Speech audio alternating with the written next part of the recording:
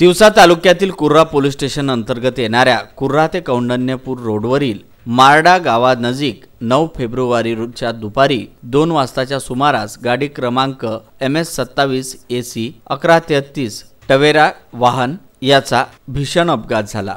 गोपाल शेवतकर राहणार अंजनगाव बारी यांच्या मालकीची तवेरा गाडी कौंडण्यपूर येथून प्रवासी सोडून परत अमरावतीकडे जात असताना भरधाव वेगातील मनोज जुमळे वय वर्ष 27 राहणार अंजनगाव वारी या वाहन चालकाचे वाहनावरील नियंत्रण सुटल्याने रोडच्या कडेला असलेल्या झाडावर त्याची गाडी आदळली। यामध्ये वाहन चालक मनोज जुमळे हा जखमी झाला आहे। घटनेची माहिती कुर्रा पोलिसांना मिळताच पोलीस घटनास्थळी तात्काळ पोहोचले। त्यानंतर जखमी वाहन चालकाला जिल्हा सामान्य रुग्णालयात उपचारार्थ दाखल करण्यात आले। या गाडीमध्ये वाहन चालकाशिवाय अन्य कोणीही प्रवासी नसल्यामुळे पुढील अनर्थ टळला।